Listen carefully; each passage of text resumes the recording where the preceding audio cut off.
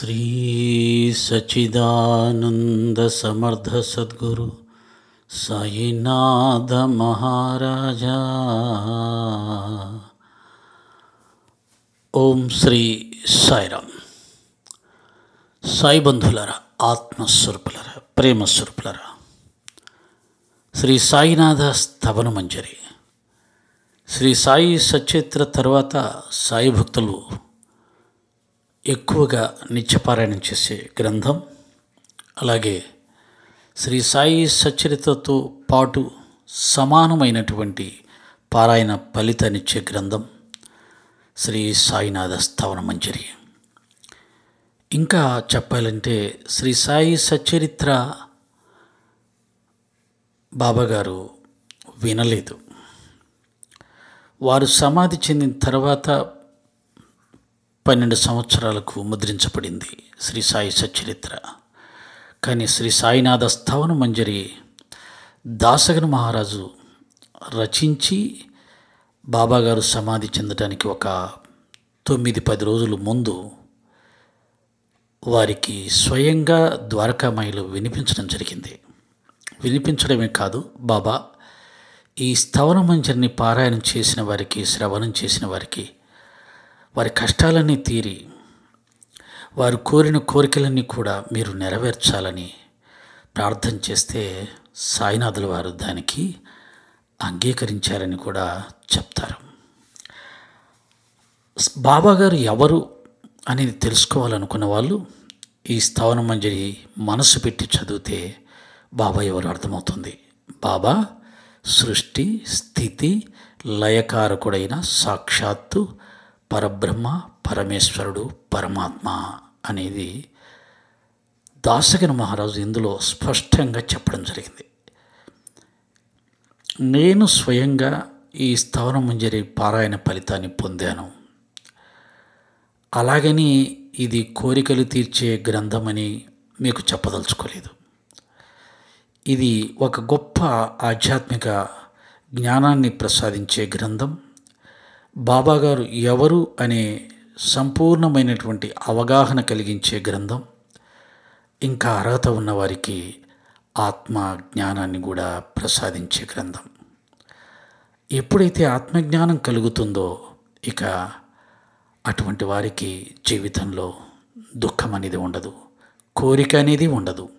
కాబట్టి అటువంటి స్థాయికి ఎదగడానికి ఆధ్యాత్మిక గ్రంథాలని, గురువుల్ని ఉపయోగించుకోవాలి తప్ప కోరికలు తీరటానికి పనికొస్తుందని గురువులను కానీ ఆధ్యాత్మిక గ్రంథాలని కానీ ఆశ్రయించకూడదు. ప్రయత్నం, కోరిక ఎవరికైనా ఉంటుంది. ఓకే, ఒక ప్రయత్నం చేద్దాం, భక్తితో వారి అనుగ్రహం ఉంటే లభిస్తుంది అని పారాయణం చేయవచ్చు. కానీ మన కోరిక తీరనంత మాత్రాన, మనకు కష్టం తొలగనంత మాత్రాన ఆ గ్రంథం పనికిరాదు, ఆ గురువు, ఆ దైవం పనికిరాడు అని వేయడం దురదృష్టమవుతుంది. వారెంత దురదృష్టవంతులు ఎవరూ ఉండరు.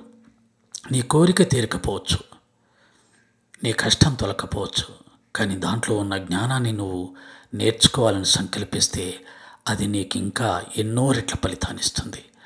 ఆ దృష్టితో కూడా గురువులను సేవించాలి, సత్పురుషులను ఆశ్రయించాలి, సద్గ్రంథ పఠనాలు కొనసాగించాలి. ఆ ఉద్దేశంతో ఈ గ్రంథాన్ని పారాయణ చేసే ప్రయత్నం చేస్తున్నాను. శ్రీ సాయినాథ స్తవన మంజరి దాసగనూకృత. శ్రీ గణేశాయ నమః. ఈ సృష్టికంతకు ఆధారభూతుడవు, సర్వసాక్షియు అయిన మయూరేశ్వర, గౌరీ కుమార, లంబోదర, అచింత్య, గణపతి, నన్ను రక్షించు. నీవు సర్వగణాలకు అధిపతివి కనుక గణేశుడవయ్యావు. సర్వశాస్త్రాలు నీ కీర్తిని ఘోషిస్తున్నాయి. పాలచంద్రుడవగు ఓ గణేశ, మంగళరూప, నన్ను రక్షించు. ఓ శారద, వాగ్విలాసిని, నీవు శబ్ద సృష్టికి రాణివి. ఈ జగద్వ్యాపారములన్నీయు నీవునికి వలనే జరుగుతున్నాయి. గ్రంథకర్తలందరికీ ఆరాధ్య దేవతవు, ఈ భూమండలానికి భూషణానివి. నీవే అనంత అనూహ్య మహాశక్తివి. శ్రీ జగన్మాత, నీకు నమస్కారం. సాధుజనహితుడైన ఓ పరబ్రహ్మ, దయామూర్తి, సగుణరూప, పండరీనాథ, కరుణాసాగర, పాండురంగ, నరహరి, నన్ను రక్షించు. జగన్నాటక సూత్రధారి, సర్వ జగద్వ్యాపి, సర్వశాస్త్రములు నీ రూపాన్ని వర్ణిస్తూ ఉన్నాయి. ఓ చక్రపాణి, పుస్తక జ్ఞానమునకే పరిమితమైన వారు నిన్ను చూడజాలరు. ఆ మూర్ఖులు భాషా పాండిత్యములని కొట్టుమిట్టాడుతూ ఉంటారు.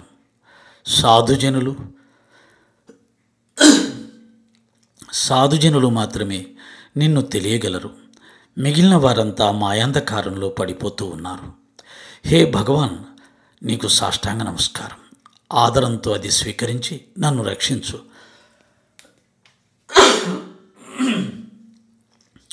ఓ పంచవక్త్ర శంకర, కపాలమాలాధారి, నీలకంఠ, దిగంబర, ఓంకార రూప, పశుపతి, నీకు నమస్కారం. నీ నామోచ్చారణ చేసిన వారి దారిద్ర్యం వెంటనే పటాపంచలైపోతుంది. దూర్జటి, నీ నామమహిమ అటువంటిది. ఓ నీలకంఠ, నీ పాదపద్మములకు నమస్కరించి ఈ స్తవనమంజరిని వ్రాయబోనితిని. నాకు సహాయమునర్చి నా అభిష్టాన్ని నెరవేర్చు. అత్రిసుతుడుగు దత్తాత్రేయునుకు నా నమస్కారం. నా కులదేవత లక్ష్మీదేవికి నా నమస్కారం. తుకారం మొదలుగా గల సత్పుంగువులకు నా నమస్కారం. అలాగే ఈ పొడమిలోని మహానుభావులందరికీ నా నమస్కారాలు. శ్రీ సాయినాథ, నీకు జయము జయము. పతిత పావన, కృపామయ, నా శిరస్సును నీ పాదపద్మలపై ఉంచాను. అభయమిచ్చి నన్ను సకల భయం నుండి కాపాడు. ఓ సాయినాథ, నీవే బ్రహ్మవు, సర్వోత్తముడైన శ్రీ మహావిష్ణువు, సౌఖ్యధాముడువు నీవే. ఉమాదేవి అర్ధాంగిగా గల కామారియు నీవే. మనుష్యాకృతిని దాల్చిన పరమేశ్వరుడవు నీవు. జ్ఞానాకాశం నందలి దినకరుడవు నీవే. నీవు దయాసాగరుడవు. భవరోగాలన్నిటికీ నీవే ఔషధం వంటివాడు. నీవు హీనులకు, దీనులకు చింతామణి వంటివాడు. భక్తులకు పవిత్ర గంగానది వంటివాడు. భవసాగరంలో మునిగిపోయే వారిని ఒడ్డుకు చేర్చగల నావవు నీవు. భయభీతాహులైన వారికి శరణాగతివి కూడా నీవే. ఈ జగత్తునకు ఆజ్యకారణభూతుడవు, శుద్ధ చైతన్య స్వరూపుడవు. అటువంటి నీవు సాగరుడవు. ఈ ప్రపంచమంతయు నీ లీలా విలాసమే కదా. సాయిబాబా, నీవు జనన మరణరహితుడవు. సంపూర్ణ జ్ఞానవంతులు మాత్రమే ఈ రహస్యాన్ని తెలుసుకోగలుగుతున్నారు. జనన మరణములు అజ్ఞానజన్య భ్రమలు. బ్రహ్మస్వరూపుడవైన నీవు ఈ రెంటిటికీ అతీతుడవే కాక వాటిని శాసించే మహారాజువు కూడా. కొండమునందు ప్రకటితమైన నీరు ఆ కొండమునందు ఉద్భవించింది కాదు. అది ఆ భూమిలో అనాదిగా నిండి ఉన్న జల నిక్షిప్తం నుండి బయలుదేరిన ఊట మాత్రమే. నిండుట, ఇంకుట అను లక్షణములు నీటికి చెందినవి కావు. అవి కేవలం కుండమునకు మాత్రమే చెందుతాయి.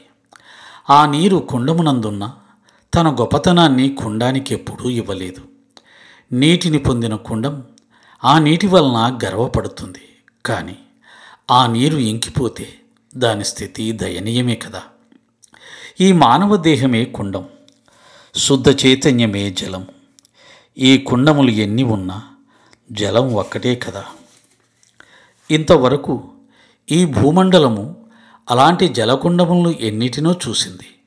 ఇక ముందు కూడా చూడబోతుంది. ఇక్కడ జలకుండాలంటే దేహాలు. దేహం కుండం, దేహంలో ఉన్న ఆత్మ కుండంలో ఉన్న నీటితో పోల్చాడు.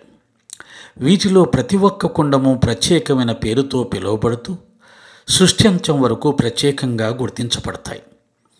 అంటే శరీరాలు ధరించినటువంటి వారు ఎంతోమంది సిద్ధపురుషులుగా, మహాత్ములుగా, గురువులుగా, అవతార పురుషులుగా గుర్తించబడ్డారు. ఆ శరీరాలతోటే, ఆ శరీరాలకి పిలువబడిన పేర్లతోటే ఇప్పుడు వారిని మనం మహాత్ములని, అవధూతులని, సిద్ధపురుషులని పూజిస్తూ ఉన్నాం. అవన్నీ ఒక్కొక్క శరీరానికి ఒక్కొక్క పేరున్నట్టుగానే ఒక్కొక్క కుండానికి ఒక్కొక్క పేరు ఉంటుంది. వాటితోటే అవి ప్రసిద్ధమవుతాయని చెప్తున్నారు. ఈ విశ్వంలోని కుండములన్నిటిలో ప్రవహించే చైతన్యం ఒక్కటే. కనుక నీవు నేను అనే తారతమ్య పరిగణకు తావు ఎక్కడిది? అంటే దేహాలు ఎన్నైనా లోపట ఉన్న ఆత్మ ఒక్కటే. కనుక ఆత్మదృష్టితో చూస్తే మనమంతా ఒక్కటే. చైతన్యం అణువణువునా సర్వవ్యాప్తమై ఉండగా నీవు నేను అనే ద్వైతభావం ఎంతమాత్రమూ సరికాదు. ఆ చైతన్యాన్ని మాత్రమే చూసినప్పుడు మనమందరం ఒకటే అనే భావన వస్తుంది. అదే అద్వైత జ్ఞానం. చైతన్యాన్ని కాకుండా శరీరాలని, మనస్సుల్ని చూస్తే అక్కడ రెండుగా కనిపిస్తుంది, అనేకంగా కనిపిస్తుంది. అజ్ఞానులు చైతన్యాన్ని కాకుండా దేహాన్ని చూస్తారు, మనస్సును చూస్తారు. జ్ఞానులు చైతన్యాన్ని మాత్రమే చూస్తారు. అదే ఆత్మజ్ఞానం.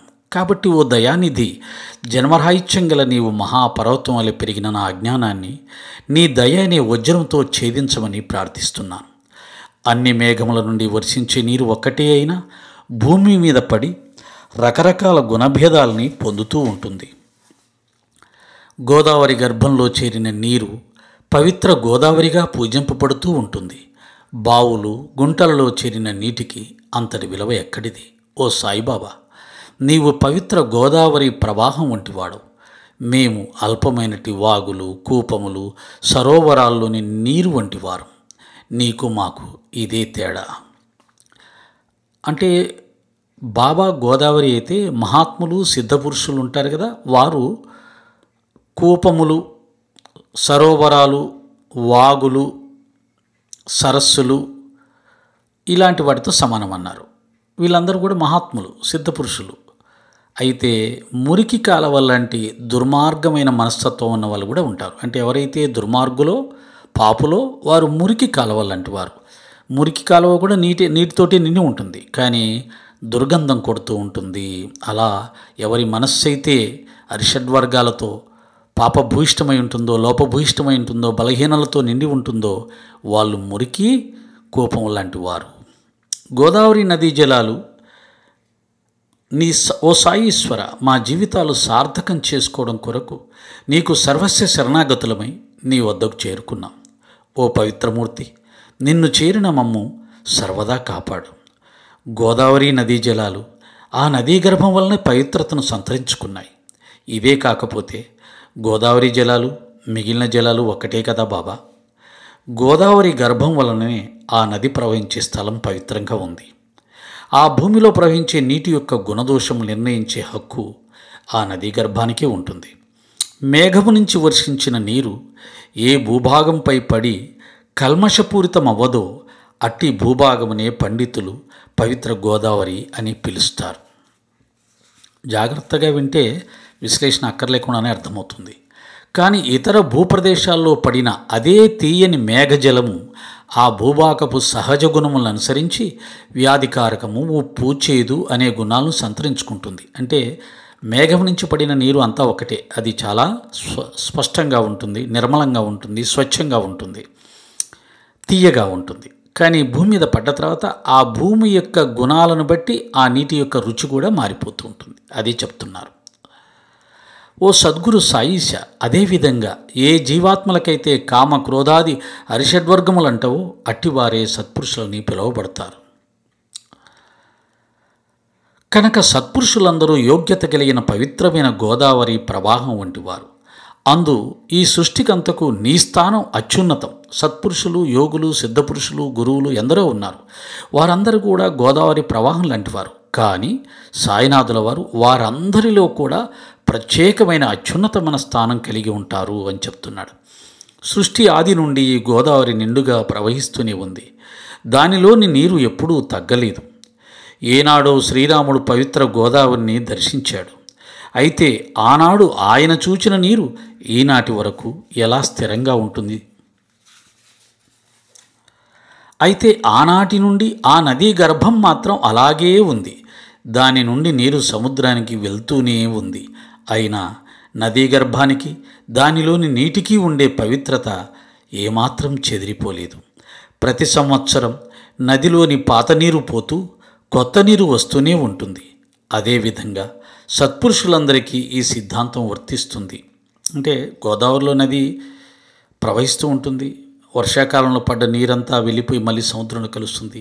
మళ్ళీ వర్షాకాలం వస్తుంది, మళ్ళీ వర్షాలు పడతాయి. అలాగే సృష్టి ఆది నుండి ఎంతోమంది సత్పురుషులు ఈ భూమి మీద అవతరించి, ముఖ్యంగా భారతదేశంలో అవతరించి మనని ఉద్ధరించే ప్రయత్నం చేస్తూనే ఉన్నారు. గోదావరి మాతలాగా 100 సంవత్సరాలు 1 శతాబ్దమైనట్లు అత్యుత్తమ శ్రేణికి చెందిన సత్పురుషులు ఇతర సాధుజనుల కన్నా శతాధిక తేజస్సులు. వీరు నదీ మధ్యంలోని మహాప్రవాహం వంటివారు. మిగిలిన సాధుజనులు నదిలోని చిన్న చిన్న అలల లాంటివారు. సత్పురుషులకు సాధుజనులకు ఉన్న తేడా చెప్తున్నాడు బాబా. సత్పురుషుడే కాదు, సత్పురుష శ్రేష్ఠుడు. ఈ పవిత్ర గోదావరిలో మొట్టమొదట ప్రవాహ రూపంలో వచ్చిన సత్పురుషులు సనక సనందనాథులు. ఇందులో సంశయం లేదు. ఆ పైన నారదుడు, తుంబురుడు, ధ్రువుడు, ప్రహ్లాదుడు, బలిచక్రవర్తి, శబరి, అంగదుడు, హనుమంతుడు, ఇంకను విదురుడు, గోపాలురు, గోపికలు మొదలైన సత్పురుషులు ఉద్భవించారు. ఈ విధంగా మరల వచ్చే వరద నీటి వంటి సత్పురుషులను పేర్కొనటానికి నేను అశక్తుడను. ఎంతోమంది వచ్చారు. అదే సాంప్రదాయంలో సత్పురుష ప్రతిరూపమైన గోదావరి యందు ఈ శతాబ్దంలో నీవు ఒక గొప్ప ఉప్పెన వంటి వాడవు. ఓ సాయినాథ, ఇది నిజం. ప్రవాహం మామూలుగా నది చిన్న చిన్న తటాకల కంటే, అలల కంటే ప్రవాహం చాలా పెద్దది. ఆ ప్రవాహం కన్నా ఉప్పెన ఇంకా గొప్పది. ఉప్పెన వచ్చిందంటే మొత్తాన్ని కొట్టేసుకుని పోతుంది. సాయినాథుడి అవతారం వచ్చాక మిగతా అవతారాలు కానీ, మిగతా సాధు సత్పురుషుల యొక్క గొప్పతనం కానీ అంతా మరుగున పడిపోయింది. ఆయన ఉప్పెనలా వచ్చాడు అని చెప్తున్నాడు. గొప్ప పోలిక. కాబట్టి నీ దివ్య పాదపద్మములకు నేను నమస్కరిస్తున్నాను. బహుదోషయుక్తుడనైన నన్ను తృణీకరించవద్దు. దయతో కాపాడు. ఓ సాయిదేవా, నేను హీనుడను, దీనుడను, అజ్ఞానిని, పాపాగ్రేసరుడను, దుష్కర్మాసక్తుడను అయినను నన్ను విడవవద్దని ప్రార్థిస్తున్నాను. ఇలా మనలో ఉన్న లోపాలని మనం బాబా ముందు అంగీకరించి లెంపలేసుకొని పశ్చాత్తాపడడం నేర్చుకోవాలి. గ్రామాలలోని మురికి కాలువల ద్వారా తనలోనికి విడవబడే మలమాలిన్యాలను గోదావరి నది ఎలాగైతే లెక్కించదో, అలాగే లోహంలోని మాలిన్యాలను పరిశవేది పట్టించుకోదు కదా. ఓ సాయిబాబా, నువ్వు కూడా పరిశవేదివి లాంటివి వాడివి. ఓ సాయి, నాలో ఉన్న దోషాలన్నిటినీ నీ కరుణాకటాక్ష వీక్షణములతో పారద్రోలు. అది ఇప్పుడే వెంటనే జరగాలని నిన్ను దీనంగా ఈ దాసుడు అర్థిస్తున్నాడు. ఓ గురువరా, పరిశవేది తాకిన తర్వాత కూడా ఇనుముగానే ఉండిపోతే అది పరిశవేది లోపమే అవుతుంది, కానీ ఇనుము లోపం కాదు కదా. సాయిబాబా, నన్ను పాపిగా మిగిలిపోనీయవద్దు. నన్ను పవిత్రునిగా చేయలేదనే అపనంద నీకు రాకూడదు. నువ్వు పరిశవేదివి, నేను ఇనప ముక్కను. నా భాగ్యమంతా నీ చేతిలోనే ఉంది బాబా. పిల్లలు అల్లరి చేస్తే ఏ తల్లి కోపగించదు కదా. అలాగే నీవు నాపై కోపగింపక దయాదృష్టిని వర్షించు. అంటే మనం అనేక తప్పులు చేస్తూనే ఉంటాం. అలాగని మన మీద బాబాగారు కోపగిస్తే ఇక మనం ఉద్ధరించేవారెవరు? అందుకని నువ్వు తల్లి లాంటి వాడివి, మేము నీ పిల్లల్లాంటి వారు. పిల్లలు తప్పులు చేస్తూనే ఉంటారు. క్షమించి హక్కున చేర్చుకొని ఉద్ధరించవయ్యా అని ప్రార్థిస్తున్నాడు. గొప్ప ప్రార్థన. ఓ సాయినాథ, సద్గురు బాబా, నీవే మాకు కల్పవృక్షం లాంటివాడు. భవసాగరం దాటించే నావవు నీవే. ఓ సాయినాథ, నీవు కామధేనువు, కోరికలీడ్చే చింతామణివి, జ్ఞానాకాశమునందు సూర్యుని వంటి వాడవు. నీవు సద్గుణముల గనివి, స్వర్గానికి సోపానం కూడా నీవే. ఓ పూజ్యమూర్తి, పరమపావన, ఆనంద నిలయ, ఓ శాంతమూర్తి, సచిదానంద స్వరూప, పరిపూర్ణావతార, భేదరహిత, జ్ఞానసింధు, సాయీశ్వర, నన్ను రక్షించు. ఓ విజ్ఞానమూర్తి, పురుషోత్తమ, క్షమాశాంతి ధామ, శరణాగత రక్షక, నీ కరుణను మాపై కురిపించు. ఓ సాయినాథ, సద్గురువైన మచ్చేంద్రుడవు నీవే. మహాత్ముడైన జలంధ్రుడవు, జ్ఞానేశ్వరుడవు, నివృత్తునాథు కూడా నీవే. నీవే కబీరు, శ్రీ జండూ నివాసి షేక్ మహమ్మదు, ఏకనాథ మహారాజు కూడా నీవే. నీవే ధావనగాం నివాసి, మాన్కోజి బోధలే, మాలియేగు సావంతుడు కూడా నీవే. నీవే సమర్థ రామదాసు. ఓ సాయినాథ, నీవే తుకారాం, సకారాం మహారాజు, మాణిక్య ప్రభువు కూడా నీవే. సాయి, నీ అవతార లక్షణం మాకు అగమ్య గోచరం. నీ కులగోత్రాలు, అవతార రహస్యం అంతా అతిగోప్యంగా ఉంచావు. బాబాని సకల దేవతా స్వరూపుడుగా, సకల సాధు స్వరూపుడుగా, సకల యోగి స్వరూపుడుగా పేర్కొంటాం. ఆ విషయమే చెప్తున్నాడు. ఓ సాయి ప్రభు, నిన్ను తురస్కుడువని కొంతమంది, బ్రాహ్మణుడవని కొంతమంది భావించి పిలుస్తూ ఉన్నారు. ఆహా, ఆ శ్రీకృష్ణుని వలె నీ లీలలు ప్రదర్శిస్తూనే ఉన్నావు. బాబా ముస్లిం అని ఇప్పుడే కాదు, అప్పుడు కూడా అనుకునేవారు. ఆనాడు ఉన్నారు, ఈనాడు ఉన్నారు, ఇక ముందు కూడా ఉంటారు. కానీ బాబా ఎవరు అని తెలుసుకోవాలంటే భక్తుడిగా మారిన వాడికి మాత్రమే తెలుస్తుంది. శ్రీకృష్ణుని గురించి ప్రజలు వివిధ రకాలుగా అనుకున్నారు. కొందరు ఆయన్ను యదుభూషణుడని కీర్తించగా, మరికొందరు పశువుల కాపరి అని గేలి చేశారు. సాయిబాబా, నీ లీలలు కూడా అట్టివే కదా.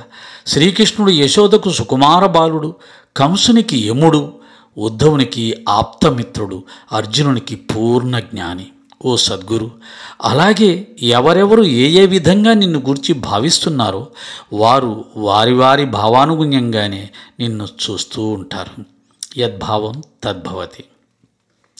సాయిబాబా, నీ నివాసం మసీదగుట వల్ల నీ చెవులు కుట్టబడి ఉండని కారణం చేత, తరచూ నీవు పాతియాను చదువుచుండుట చేత కొందరు నిన్ను మహమ్మదీయ ఫకీరు అని తలుస్తూ ఉన్నారు. ఇవి మహమ్మదీయ ఆచార పద్ధతులు కొన్ని ఆయన ఆచరించాడు. అలాగే ధుని రూపంలో నీవు నిత్యము అగ్నిహోత్రాన్ని కొలుచటం వలన, తులసి బృందావనాన్ని మసీదులో ఏర్పాటు చేయడం వలన, శ్రీరామనవమి పర్వదినాన్ని అద్భుతంగా నిర్వహించటం వల్ల, హిందూ దేవాలయాల్ని నువ్వు అనేకమైన వాటిని బాగు చేయించటం వలన, అనేక మందికి హిందూ సనాతన పవిత్ర గ్రంథాలని పారాయణం చేయించటం వల్ల నిన్ను హిందువుగానే మేము భావిస్తూ ఉంటాం. శ్రీ సాయినాథ, కానీ నిన్ను తెలుసుకోవటానికి శుష్క వివాదాల్లో మునిగి తేలే తార్కికులు తర్క వితర్క మాయాజాలంలోనే మునిగి తేలుతూ ఉంటారు. కానీ నిజమైన సత్యాన్వేషకులు మాత్రం ఈ విధమైన మాయాజాలంలో చిక్కుకోరు. అంటే బాబా ఎవరు, ఆయన కులం ఏంటి, ఆయన మతం ఏంటి, ఆయన ఎక్కడ పుట్టాడు, ఆయన తల్లిదండ్రులు ఎవరు, ఇవన్నీ అవసరం ఏంటి? కాబట్టి వీటి గురించి ఆలోచించేవాడు అజ్ఞాని. వాడు ఎప్పుడు కూడా ఆధ్యాత్మిక మార్గంలో ముందుకు ప్రయాణం చేయలేడు. కాబట్టి భక్తులకు, జ్ఞానులకి, ఆధ్యాత్మికవేత్తలకు బాబా కుల మతాలతో అవసరం ఏంటి? వారి జ్ఞానంతో అవసరం, వారి యొక్క బోధనలతో అవసరం. ఓ సాయి సద్గురు, నీది నిజమైన బ్రహ్మీ స్థితి. నీవు కులమతాలకు అతీతుడవు. నీవు మహోన్నతుడమైన గురుమూర్తివి. ఈ సృష్టికి ఆద్యకారణభూతుడవు కూడా నీవే. బాబా, హిందూ మహమ్మదీయ స్పర్ధలను తొలగించి సర్వమాన సౌభ్రాతృత్వాన్ని చాటి చెప్పి మసీదులో అగ్నిహోత్రమును ఉంచి నీ లీలా విశేషం ప్రదర్శించి ఏకత్వాన్ని చాటి చెప్పావు. అది బాబాగారు ముస్లిం పద్ధతులు, హిందూ పద్ధతులు కలగలిపి ఆచరించడంలో అసలు లక్ష్యం ఏమిటంటే హిందూ ముస్లింలు కలిపి ఉంచాలి. శ్రీ సాయి, నువ్వు గోత్రాలకు అతీతుడు, సత్యస్వరూపివి. నీవు స్వయంభూడమైన ఊహాతీత అవతారమూర్తివి. నీ స్వయంగా అవతరించావు. నీకు తల్లిదండ్రులు లేరు. ఊహించటానికి కూడా అవకాశం లేని దివ్యమైన, భవ్యమైన, అనంతమైన, అద్భుతమైన, అనిర్వచనీయమైన అవతారం నీదేం చెప్తున్నాడు సాయి ప్రభు. తర్క వితర్కాలనే గుర్రం మీద స్వారీ చేస్తూ ఊహాతీతుడమైన నిన్ను చేరటానికి నా ఊహాభావాలు ఎంత మాత్రమూ సరిపోవు. ఎవరి ఊహాభావాలు సరిపోవు. బాబా ఎవరు అని ఇంతవరకు ఎవరూ గ్రహించలేదు, ఎవరూ పూర్తిగా చెప్పలేదు. కనుక ఆ విషయం అనవసరం. బాబా చెప్పింది మాత్రమే మనకు కావాలి. బాబా, నీ ఉజ్వల సన్నిధిలో మౌనధారణ అసంభవం. కనుక నాలో పెళ్ళుబికి ఈ శబ్దరూపాలే నీ పవిత్ర స్తుతి సాహిత్యమై నిలుచుగాక.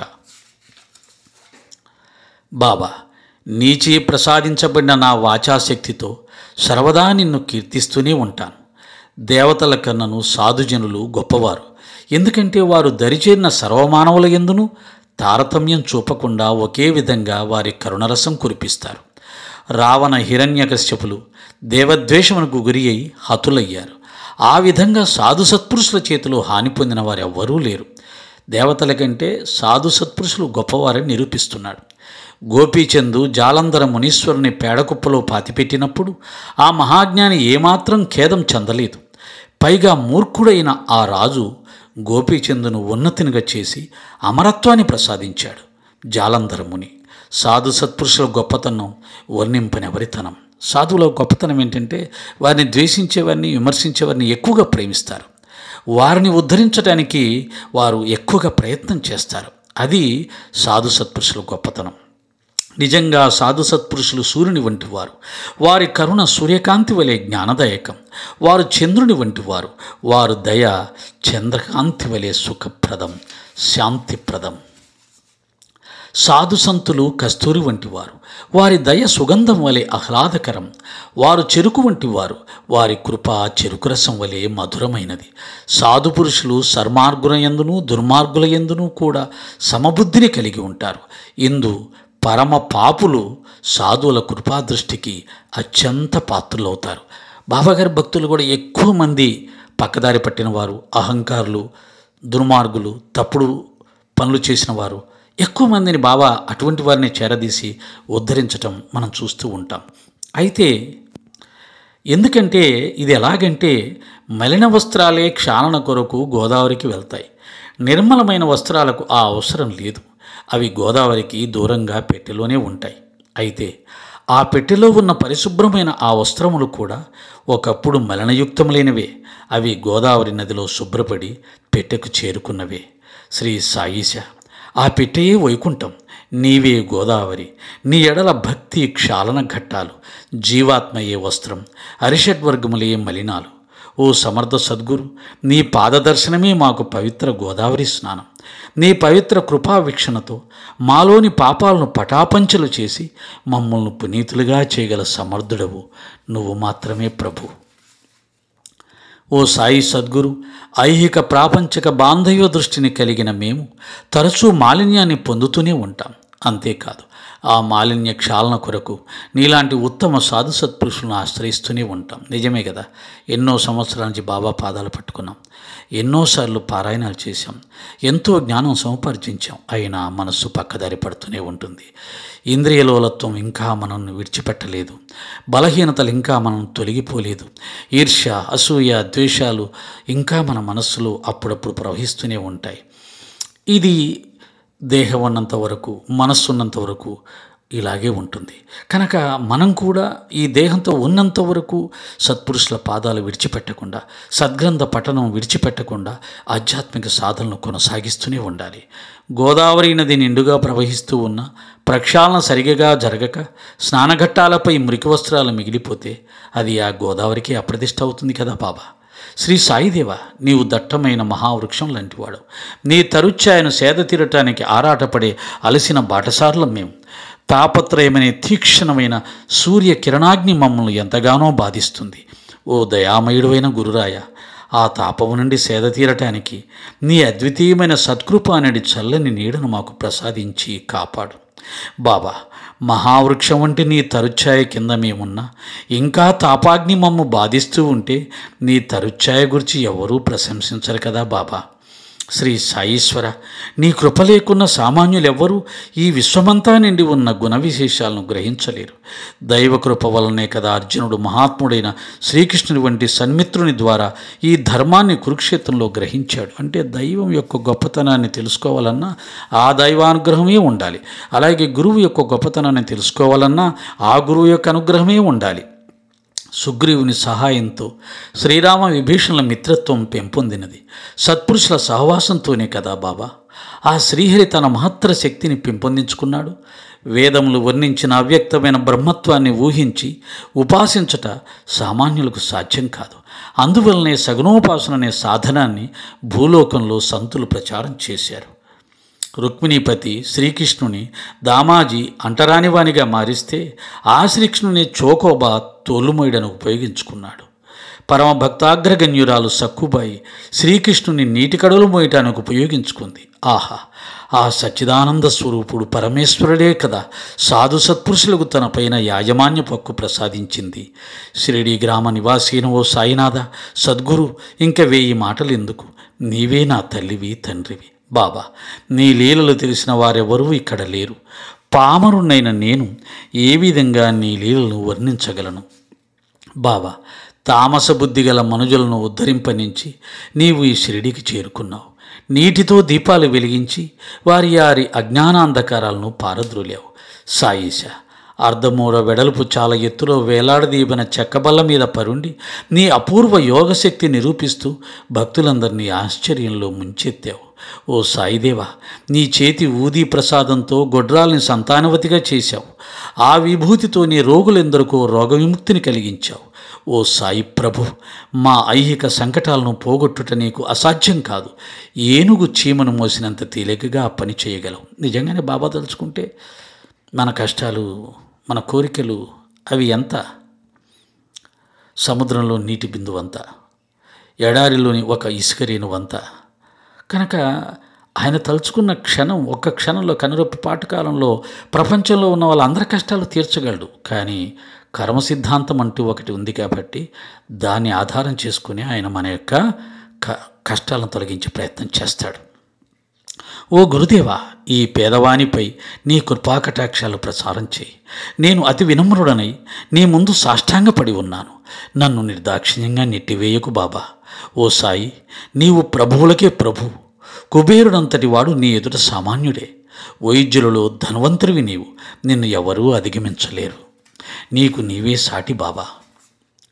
ప్రభు సాయీశ్వర, నిన్ను పూజించటానికి నీ అంశలేని పూజాద్రవ్యాలు ఈ జగత్తులోనే కనిపించట్లేదే. ఇంకెలా నిన్ను పూజించగలను? సూర్యభగవానుడే తన గృహమున దీపావళి పండుగ చేసుకోవాలంటే ఎలా జరుపుకుంటాడు? ఏ కాంతి ద్రవ్యాలతో జరుపుకుంటాడు? సముద్రానికే దాహం వేస్తే ఇక నీరు ఇంకెక్కడి నుంచి తెచ్చి దాహం తీర్చగలం? అగ్నిదేవునికే వేడి కావాలి అంటే నిప్పు ఎక్కడి నుంచి తెస్తాం? ఓ సమర్థ సద్గురు సాయి, నిన్ను పూజించే సామాగ్రి అంతా నీలోని భాగమే కదా. ఈ నిజం నీకు తెలియంది కాదు. శ్రీ సాయీశ్వర, నేను ఏదో ఆధ్యాత్మిక దృష్టితో మాట్లాడుతున్నానే కానీ ఆ ఆదర్శానికి అనుగుణ్యంగా నా మనస్సు స్పందించట్లేదు. అనుభూతి లేకుండా నిస్సారంగా నేను పలికే మాటలు నిరర్ధకములే. అంతా ఆయనే. మనం ప్రసాదం పెడుతున్నాం అనుకుంటాం, అగరబత్తులు వెలిగిస్తున్నాం అనుకుంటాం, దీపాలు వెలిగిస్తున్నాం అనుకుంటాం, అభిషేకం చేస్తున్నాం అనుకుంటాం, అనేక ఉపచారాలు చేస్తుంటాం. కానీ నిజానికి అవన్నీ ఆయన అయి ఉన్నాడు. ఆయన కానిది ఏదీ లేదు. కనుక ఆయనకు మనం చేస్తున్నది కూడా ఏమీ లేదు. నీ చేత చేయించుకునే స్థితిలో ఆయన ఉంటే దేవుడు ఎలా అవుతాడు? ప్రపంచానికంతా చేస్తున్నటువంటి వాడికి, కోటాను కోట్ల మంది భక్తుల్ని కాపాడుతున్న వాడికి ఆయనకు మనమేంటి చేసేది? కానీ ఆ చెయ్యడంలో మనం చూపిస్తున్న శ్రద్ధ, ప్రేమ ఉందే, అది మాత్రమే లెక్కలోకి తీసుకొని ఆయన మనల్ని అనుగ్రహిస్తూ ఉంటాడు. గురుదేవ, సాయిబాబా, నీతో సాన్నిధ్యాన్ని పెంచుకోవాలని వ్యావహారికంగా నీ పూజ చేస్తున్నాను. కానీ నిజానికి నాకు ఆ సామర్థ్యం లేదని తెలిసి కూడా ప్రయత్నం సాగిస్తున్నాను. కనుక చేసే పూజలో కానీ, ధ్యానంలో కానీ, సేవలో కానీ మన యొక్క మనస్సు ఉండాలి, మన యొక్క ప్రేమ ఉండాలి, మన యొక్క సమర్పణ ఉండాలి, నిరహంకారం ఉండాలి, శరణాగతి ఉండాలి. ఇవి సంపూర్ణంగా ఉండేలా చూసుకోవాలి. బాబా, అనేక రూపకల్పనలతో నిన్ను పూజిస్తున్నాను. ఓ దయానిధి, ఈ దాసుని పూజలు దయతో స్వీకరించు. సాయిబాబా, ప్రేమాశ్రులతో నీ పాదాలు కడుగుతున్నాను. భక్తి అను మంచి గంధం నీకు పూస్తున్నాను. ఇది పూజ, ఇది చేయవలసిన విధానం. బాబా, శబ్దాలంకారాలనే కఫనీని నీకు వస్త్రంగా సమర్పిస్తున్నాను. ప్రేమ భావాలనే పువ్వుల మాలతో నీ కంఠాన్ని అలంకరిస్తున్నాను. ప్రభు సాయిబాబా, నాలో ఉన్న కుటిలత్వాన్ని వెలిగించి ధూపంగా నీకు సమర్పించాను. కానీ విచిత్రం, అది దుర్గంధాన్ని వెదజల్లుటలేదనేది వాస్తవం. ఎందుకంటే సద్గురువు లేని ప్రదేశంలో వెలిగించబడిన ధూపం మాత్రమే ఆ ధూప ద్రవ్యం యొక్క సహజ వాసన ఇస్తుంది. ధూపం వెలిగించగానే సువాసనలు వస్తాయి, దాని సహజ లక్ష్యం. కానీ మనం మన దుర్మార్గాన్ని బాబా దగ్గర దీపంగా చేసి వెలిగిస్తే దుర్మార్గం రావట్లేదు, అది కూడా సువాసనలే వస్తుంది, వెలుతురునే ఇస్తుంది. ధూపద్రవ్యానికి అగ్ని తగలగానే దానిలో ఉన్న సహజ పరిమళం బయటికి వస్తుంది.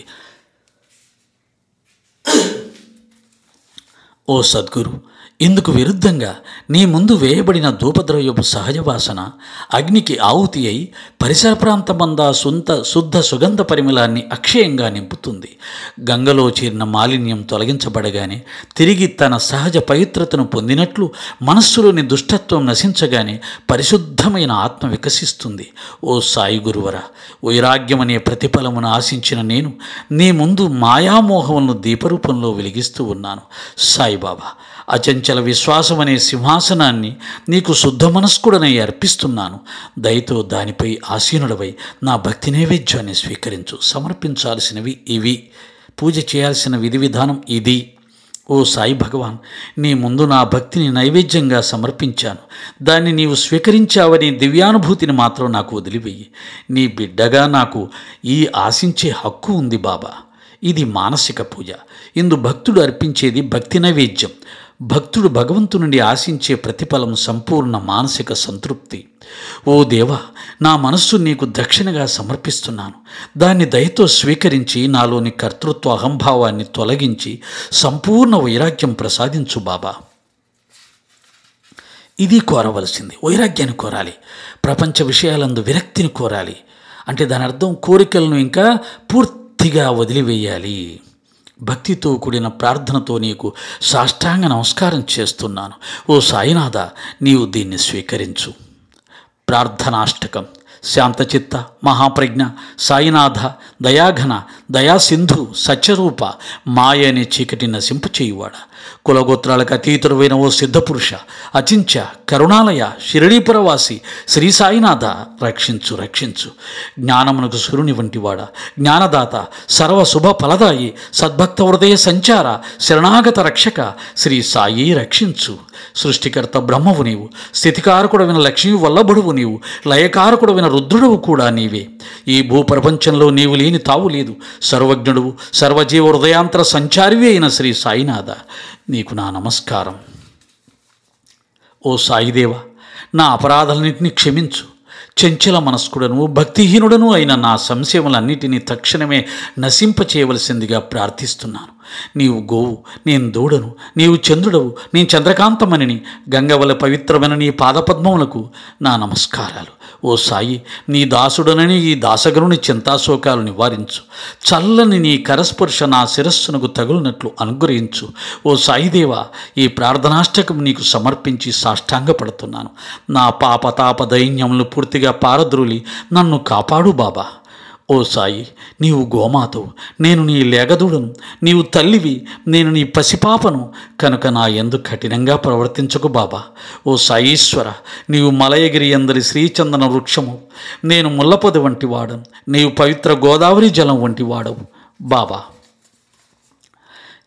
నిన్ను చూచినంతనే నా పాపాలన్నీ నశించకపోతే నిన్ను శ్రీగంధం వంటి వాడవని ఎవరనుకుంటారయ్యా? కస్తూరితో కలిసిన మన్ను కూడా కస్తూరి వాసనతో పవిత్రంగా ఎంచబడుతుంది. అలాగే పుష్పమాలను ఆశ్రయించిన దారం ఆ పుష్ప సాంగత్యం వలన శిరస్సుపైకి ఎక్కుతుంది. సామాన్య వస్తువులు కూడా మహిమాన్విత శక్తివంతులచే గ్రహించబడుట వలన విశిష్ట స్థితిని పొందుతాయి. శివుడు ధరించిన పులి చర్మం, భస్మం, శివునికి వాహనమైన ఎద్దు సామాన్య వస్తువులే అయినా అవి శివగ్రహీతమగుటి చేత విశ్వవ్యాప్తంగా ప్రాశస్త్యాన్ని పొందలేదా? బృందావనము, యమునా తీరము, గోపికలు, శ్రీకృష్ణుని సంచార లీలా ప్రదర్శనాల వలన గుర్తింపు, ప్రాశస్త్యాన్ని పొందలేదా? ఓ గురుదేవ, సాయిబాబా, దురాచారుడనైన నాకు సదా నీ పదాశ్రయంలో ఉండే ఆలోచన కలగచేయ అర్థిస్తున్నాను. ఓ సద్గురురాయ, ఐహిక పారమార్థిక సుఖాలను గూర్చి నా మనస్సులో నిశ్చల స్థితి కలుగునట్లు అనుగ్రహించమని ప్రార్థిస్తున్నాను. అంటే ఐహికం వద్దు, పారమార్థికం వద్దు, ఏమీ వద్దు. ఏం కావాలి? నిశ్చల స్థితి కావాలి. అదే ఆత్మస్థితి. బాబా, నా మనస్సును సదా అదుపులో ఉండునట్లు అనుగ్రహించు. సముద్రమే తీపి ఎక్కిపోతే ఉప్పు నీరు తాగే పరిస్థితి రాదు కదా బాబా. సముద్రమునే తీపిగా మార్చగల శక్తి నీకుందే. దాసగను యొక్క ఈ చిన్న కోరికను తీర్చలేవా? ఓ సాయిబాబా, నాలోని దోషాలన్నిటినీ తొలగించవలసిందిగా నేను వేడుకుంటున్నాను. ఎందుకంటే సిద్ధులలో రారాజు అయిన నీకు మాత్రమే అది సాధ్యం ప్రభు. బాబా, ఇంక 1000 మాటలు ఎందుకు? ఒక బిడ్డ తన తల్లి ఒడిలో కూర్చున్నప్పుడు నిర్భయంగా ఎంత సురక్షిత భావాన్ని అనుభవిస్తాడో అదేవిధంగా నేను నీ అండను చేరి ఆ దివ్యానుభూతిని అనుభవిస్తున్నాను బాబా. హే సాయి భగవాన్, ఎవరైతే భక్తి ప్రేమలతో ఈ స్తోత్రం పఠిస్తారో వారి వారి కోరికలు నెరవేరినట్లు అనుగ్రహించు బాబా. ఈ స్తవనం ఫలశ్రుతి. ఈ స్తవనమంజరి నిత్యం పఠించు వారి తాపత్రయం 1 సంవత్సరంలోనే కడతేరుగాక. శుచిర్భూతులై పరిశుద్ధ హృదయంతో నిత్యం ఈ స్తోత్రం పారాయణ చేయుదురు కాక. నిత్యం ఈ స్తోత్ర పారాయణకు అవకాశం లభించని వారు ప్రతి గురువారం రోజున శ్రీ సద్గురు సాయినాథుని రూపమును మనస్సులో ప్రతిష్ఠించుకొని దీన్ని పఠించగలరు. అది కూడా కష్టమైతే ప్రతి ఏకాదశి తిథి యందు భక్తితో దీన్ని పఠించిన ఆశించిన ఫలితంలో అద్భుతంగా పొందగలుగుతారు. దీన్ని పఠించిన వారు శ్రీ సాయి భగవాన్ని కృప వలన ఐహికముగా సర్వసుఖములు అనుభవించి అంచమున ప్రశాంత సమాధి స్థితిని తప్పక పొందగలుగుతారు. ఈ స్తోత్ర పఠనం వల్ల మూర్ఖుడు తెలివైన వాడవుతాడు, అల్పాయుష్కుడు శతాయుష్కుడుగా అనుగ్రహించబడతాడు, నిర్ధనుడు ఈ స్తోత్రం నిత్యం పఠిస్తే నిశ్చయంగా కుబేరసముడవుతాడు. ఇది నా అనుభవంలోకి వచ్చింది.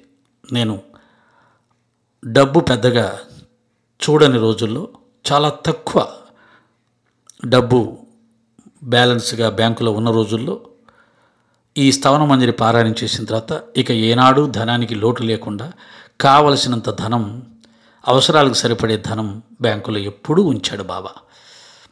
ఈ స్తోత్ర పారాయణ నిశ్చింతులకు సంతాన ప్రాప్తినిస్తుంది, వ్యాధిగ్రస్తులకు సంపూర్ణ ఆరోగ్యం ప్రసాదిస్తుంది. ఈ స్తవన మంజరి స్తోత్ర నిత్యపారాయణ భయచింతలను రూపుమాపి గౌరవ మర్యాదలతో కూడిన జీవనాన్ని ఇస్తుంది. మరియు దీని నిత్యపారాయణ వలన నిర్గుణ పరబ్రహ్మం తెలుసుకోగలుగుతారు. ఇవన్నీ జరుగుతున్నాయి. ఓ సోదర భక్తులారా, తర్క వితర్కాత్మక సంశయాలకు చోటు ఇవ్వక ఈ స్తోత్ర పఠనం వల్ల కలుగు సత్ఫలితములందు పూర్ణ విశ్వాసం కలిగి ఉండండి. క్రమం తప్పకుండా పవిత్ర షిరిడీని దర్శించండి. శ్రీ బాబా వారి పాదపద్మను హృదయంలో ప్రతిష్ఠించండి. తోడులేని వారికి నిజమైన మిత్రుడు, భక్తులకు కల్పవృక్షం వంటివాడు ఆ సాయినాథుడే కదా. శ్రీ సద్గురు సాయి ప్రేరణ వల్లనే నేను ఈ స్తవన మంజరిని రచించగలిగాను. అయితే అంతేకాని నా వంటి మూర్ఖుడిట్టి పవిత్ర స్తోత్రాన్ని ఎన్నటికీ వ్రాయలేడు. ఇప్పుడు బాబా గురించి రాసిన వారందరూ కూడా అంతే. మేము రాశామనుకుంటే అది వారి అజ్ఞానం, అహంకారం. బాబా అనుగ్రహం వల్ల మాత్రమే రాయబడిందనుకుంటేనే వారు భక్తులుగా నిలబడతారు. శక సంవత్సరం 1840 అనగా 9/9/1918 చతుర్థి సోమవారం మధ్యాహ్నం భాద్రపద శుక్లపక్షంలో నర్మదా నది ఒడ్డున అహల్యాదేవి సమాధి పక్కనే మహేశ్వర సన్నిధి యందు ఈ స్తోత్రం పూర్తి చేశాను. మహేశ్వర క్షేత్రం చాలా గొప్పది. అందువల్లనే శ్రీ సాయినాథుడు ఈ స్తవన మంజరిలోని ప్రతి పదమును నాకు స్ఫురింపచేసి నాచే వ్రాయించాడు. నా శిష్యుడు దామోదరుడు భగవశక్తి వలనే దీన్ని గ్రంథస్థం చేశాడు. దాసగనును నేను సదా సాధుసత్పుష్టుల సేవకున్నై ఉంటాను. శ్రీ సాయినాథ స్తవన మంజరి భవసాగర తారక మంత్రముగా వెలుగొంది జనులకు శుభమునిచ్చుగాక అని సవినయంగా ఈ దాసగను శ్రీ పాండురంగాన్ని ప్రార్థిస్తున్నాడు. రాసింది సాయినాథుని యొక్క గొప్పతనం స్తవన మంజరి, ప్రార్థిస్తుంది పాండురంగాన్ని. అంటే వారి దృష్టిలో పాండురంగడు బాబా ఒక్కటే. చాలామంది సాయి భక్తులు బాబావారిని తమ ఇష్టదైవంగా ఆరాధన చేస్తూ ఉంటారు. కనుక చూసే వాళ్ళకి ఏమనిపిస్తుందంటే, బాబాగారి భక్తులు ఏంటి రాముని పూజిస్తున్నారు, కృష్ణుని పూజిస్తున్నారు, శివుని పూజిస్తున్నారేంటి, కీర్తిస్తున్నారేంటి అనుకుంటారు. కానీ అది తప్పు. వారి భావనలో తమ ఇష్టదైవమే సాయినాథుడై ఉన్నారు కాబట్టి వారు నిరభ్యంతరంగా నిస్సంకోచంగా రెండు ఆరాధనల్ని ఆనందంగా చేసుకుంటారు. అందుకనే ఎవరు ఏం చేస్తున్నారు ఏమిటి అనేది వారి మనస్సుకు మాత్రమే తెలుస్తుంది. కనుక బాబా ఇతరుల పూజా విధానంలో ఎవరిని కలగచేసుకొనిచ్చేవారు కాదు. హరిహరార్పణమస్తు, శ్రీ సద్గురు సాయినాథార్పణమస్తు, శుభం భవత్. ఆ విధంగా శ్రీ సాయినాథ స్తవన మంజరి ఎంతో అద్భుతమైన ఫలితాలను ఇస్తుంది. నేటికి కూడా నమ్మకం ఉన్నవారికి అయితే ఒక్కటే, నమ్మకం ఒక్కటే కాదు, నిన్ను నీవు సంస్కరించుకునే ప్రయత్నం జరగాలి, పవిత్రంగా జీవించడం జరగాలి, నీ మనస్సును పరిశుద్ధంగా ఉంచుకోవడం జరగాలి. ఆ పరిశుద్ధత, ఆ పవిత్రత, ఆ నిర్మలతే బాబాగారు చూస్తారు. వాటితో కూడిన మనస్సుతో పారాయణం చేసిన వారు తప్పకుండా సత్ఫలితాలు పొందుతారు. ఓం శ్రీ సాయి నాథాయ నమః. సర్వం శ్రీ సాయి నారాయణ చరణార విందార్పణమస్తు. ఓం సాయిరాం. చక్కగా శ్రవణం చేయండి, ఆనందంగా సాయితత్వంలో ఓలలాడండి, ఆనందించండి. ఆనందో బ్రహ్మ. జ్ఞానాన్ని, భక్తిని మనం ఆనందించడానికి స్వీకరించాలి తప్ప కోరికలు తీర్చుకోవడానికి కాదు. అది కొంత దశ వరకే, కానీ చివరి దశ వరకు కాదు. అది కొన్నిటి విషయం వరకే, అన్నిటికి సంబంధించింది కాదు. ముఖ్యంగా ఉన్న వాటితో తృప్తి చెంది ఈ భగవంతుని మార్గంలో ప్రయాణం చేయవాడు సులభంగా సచ్చిదానంద స్థితిని పొందగలుగుతాడు. సాయిరాం. అయితే ఈ గ్రంథాన్ని దాదాపుగా ఒక 24-25 రోజుల ముందు అనుకుంటాను. ఎందుకంటే బాబాగారు 10వ నెలలో 10వ తారీఖున శరీరం విడిచిపెట్టారు. ఇది 9వ తారీఖు 9వ నెలలో రాయడం జరిగింది. ఈ మధ్యలో ఒక 25 రోజులు 26 రోజులు ఖచ్చితంగా రోజులు నేను లెక్కగట్టి చెప్పట్లేదు, కానీ ఆ గ్యాప్ ఉంది. చూసుకోండి. సాయిరాం.